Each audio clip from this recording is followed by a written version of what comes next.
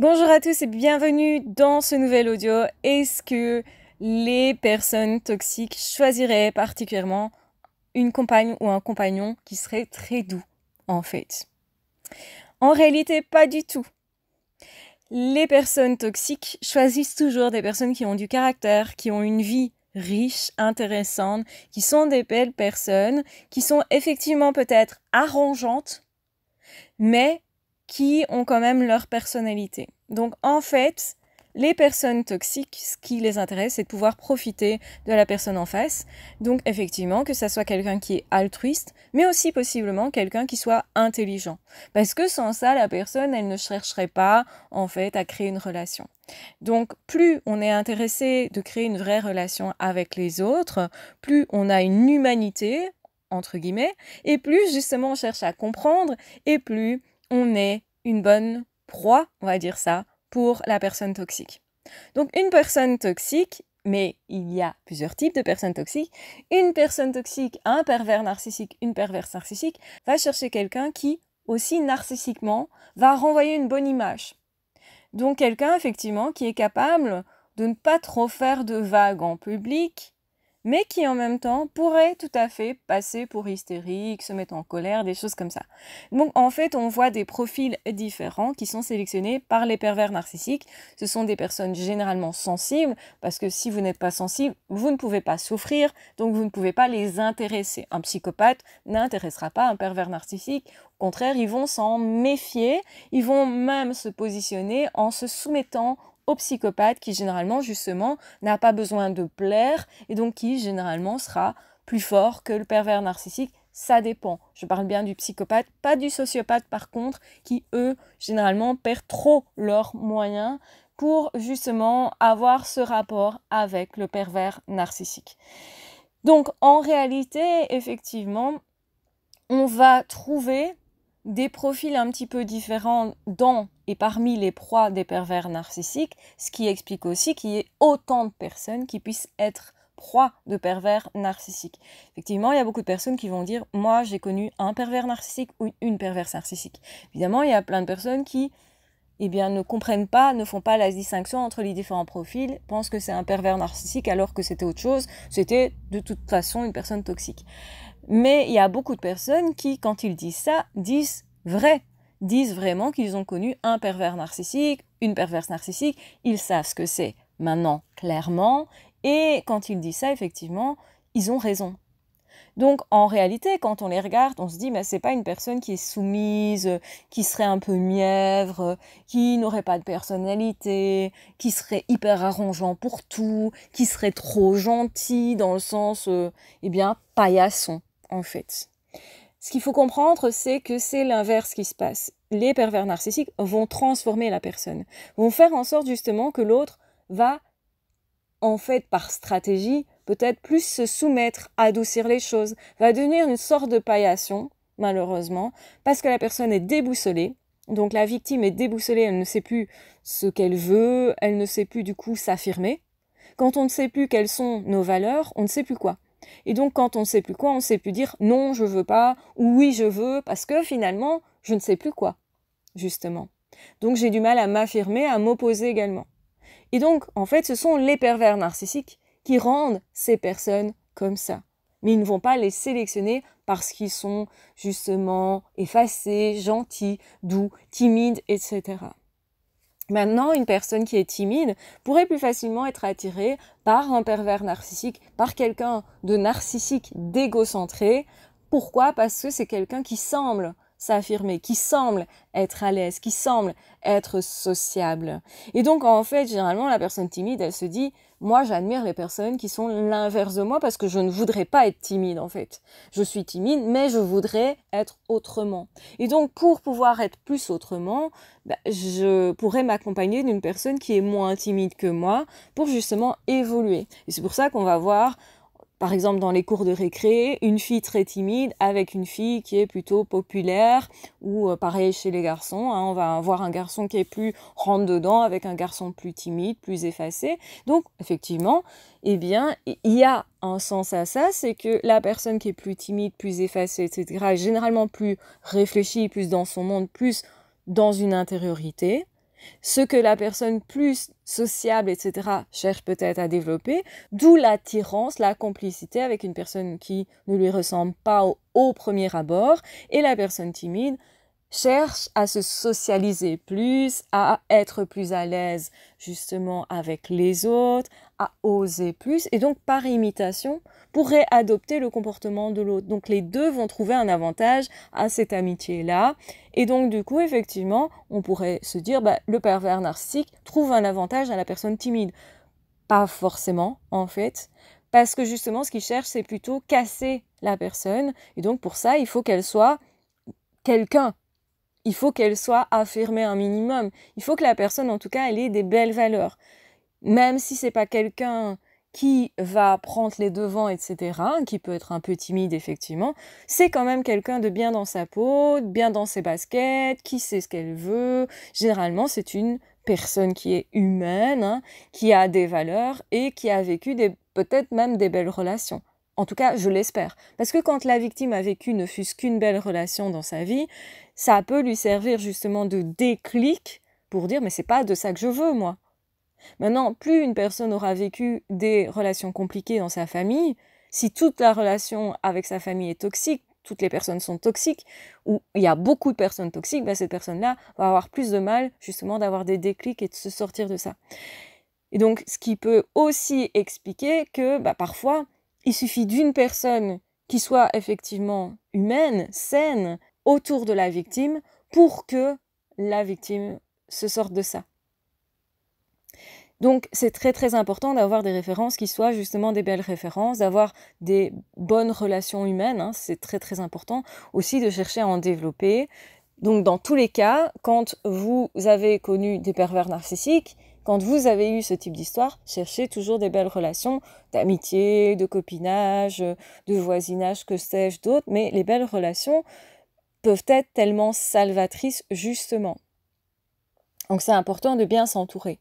Et qu'on ait connu des pervers narcissiques ou non.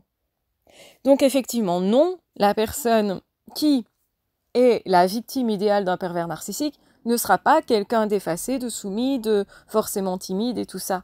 Ce sera plutôt quelqu'un qui va le devenir. Parce que les pervers narcissiques vont tout faire pour vous faire vous perdre. Et donc on ne peut pas s'affirmer quand on est perdu soi. Quand on s'affirme, c'est parce qu'on se dit « Non, c'est pas ce que je veux, je sais ce que je veux, ça y est ». Il y a toujours un moment où on récupère en fait ce qu'on était d'avant. Et on se dit « Mais en fait, qu'est-ce que je fais avec cette personne ? C'est pas ça que je veux ». Et on prend conscience alors, on prend conscience de la situation, en partie en tout cas. En partie parce que si on prenait conscience de tout, on aurait trop peur peut-être. Et donc on a un mécanisme de défense qui est de nier une partie de la réalité. Et ça va contribuer au fait qu'on reste dans des situations qui ne nous conviennent pas. Mais on est en train de se perdre. Et c'est pour ça que la victime va dire « je ne me reconnais plus ». Et donc évidemment, moi je sais où je veux aller, plus je m'efface, et plus j'aurai tendance à suivre celui qui semble savoir. Et justement, en fait, comme ils se positionnent comme des sauveurs, les pervers narcissiques, on a l'impression que si on est perdu, c'est vers là qu'on doit aller, et qu'on doit les croire, et qu'on doit les suivre. Et que c'est ça qui va nous sauver. Sauf que, évidemment, c'est tout l'inverse qui se passe. Donc il est faux de penser qu'un homme toxique, une femme toxique va choisir une personne qui est effacée, qui est arrangeante, qui ne fait pas de vagues, etc. C'est pas du tout ce qui se passe dans les faits. Parce que justement, le but, c'est de briser quelqu'un qui est lumineux, qui a de la vie en lui, en fait. Et donc, la personne, au départ, elle n'était pas comme ça. Mais elle va possiblement se dégrader et donc le devenir. Et justement, si le pervers narcissique se méfie autant de sa victime, l'épie autant, et angoisse parfois même, parce qu'ils ont peur en fait que la victime reprenne le dessus, s'ils ont peur de ça, c'est précisément parce que c'est une personne qui est forte. C'est précisément parce que c'est une personne qui a du caractère. C'est précisément parce que c'est une personne qui ne se laisse pas tant faire que ça d'habitude. Et d'ailleurs, quand on pose la question aux amis qui connaissaient cette personne, etc., ils vont dire « je comprends pas, c'est quelqu'un qui est tellement affirmé habituellement.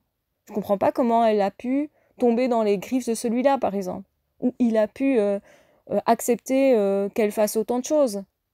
Donc, effectivement, donc les gens vont dire, je connaissais avant cette personne, mais je ne la reconnais plus. C'est pas elle, c'est pas lui. En fait, ils sont transformés par la situation d'emprise.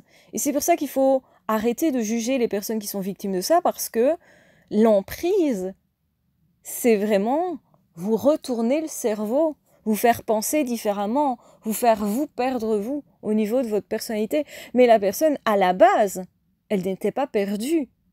Elle savait qui il était, elle savait quelles étaient ses valeurs. Et c'est ultra important de comprendre ça. Ils vont chercher des personnes absolument équilibrées, absolument humaines, des personnes qui veulent encore plus de vie dans leur vie, justement, hein, qui vont du coup donner beaucoup peut-être. Donc la générosité, le fait d'avoir justement une certaine intelligence, le fait d'avoir un certain poste, des amis, etc. Donc c'est quelqu'un qui généralement a une vie qui est plutôt correcte, on va dire, et une personnalité qui est là, qui est bien présente. Et c'est pas forcément pour ça que la personne, ça va être quelqu'un qui rue dans les brancards et tout ça. La victime va être juste une personne qui justement a de l'assurance, une assurance qui est calme, etc. Mais par contre, quand l'emprise s'installe, la personne pourrait devenir à certains moments hystérique, faire des crises de colère, de tristesse. Justement, il y a les émotions qui vont exploser parce qu'il y a un truc qui se passe qui est hyper violent pour la personne et donc ça sort par les émotions. Mais cette personne, elle n'était pas hystérique avant. Elle n'était pas comme ça avant. En fait, on l'a transformée parce qu'il y a de l'emprise.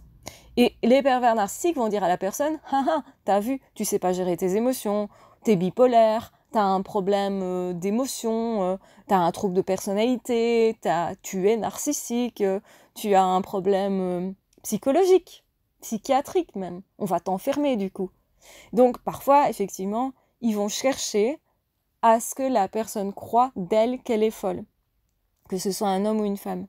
C'est bien la preuve que justement avant elle l'était pas, hein.